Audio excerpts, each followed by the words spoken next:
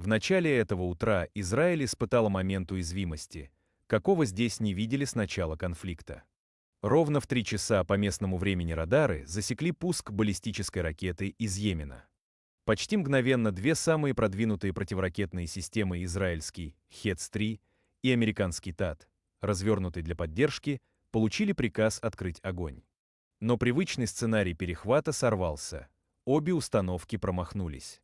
Через считанные секунды датчики контроля траектории показали: цель идет прямо на центральный район страны. Армейское командование запустило новую процедуру оповещения. Сначала экстренные пуш-уведомления на смартфоны, а ровно через 10 минут — сирены. Таким образом, людям дали короткий, но жизненно важный коридор, чтобы укрыться.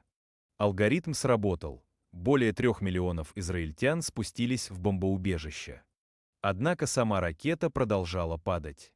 Камеры наблюдения в аэропорту Бен-Гурион запечатлели яркую вспышку и клубы пыли всего в нескольких метрах от стоянки самолетов.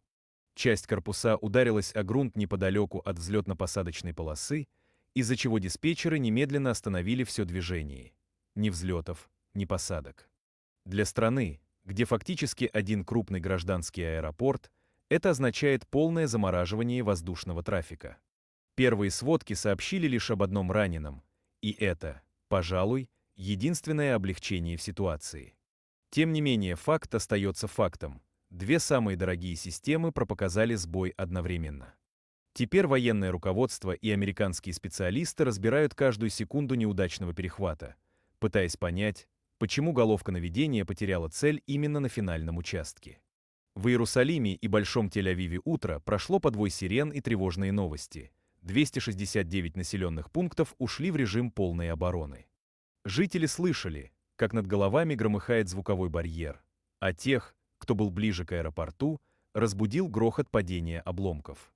Через час после инцидента ВВС объявили условную «зеленую зону», и аэропорт обычно открывается, но на этот раз пауза затянулась. Руководство Авиагавани ждет разрешения саперов. Нужно убедиться, что рядом нет скрытых взрывоопасных фрагментов. На фоне всего этого пресс-служба армии выдала сухое, но красноречивое заявление: причины неудачи перехвата выясняются. Перевод на человеческий язык простой. Пока никто не понимает, как ракета прошла через многоуровневый купол, который считался едва ли не непробиваемым. Один единственный промах обернулся резким вопросом: готов ли щит охранить небо в следующий, возможно, более опасный раз? Именно этот вопрос сегодня задают себе жители страны, наблюдая за удивительно пустым небом над Бен-Гурионом и вспоминая, как крик сирен разорвал ночную тишину. История еще не закончилась. Следующее обновление обещает пролить свет на уязвимости, о которых раньше предпочитали говорить шепотом.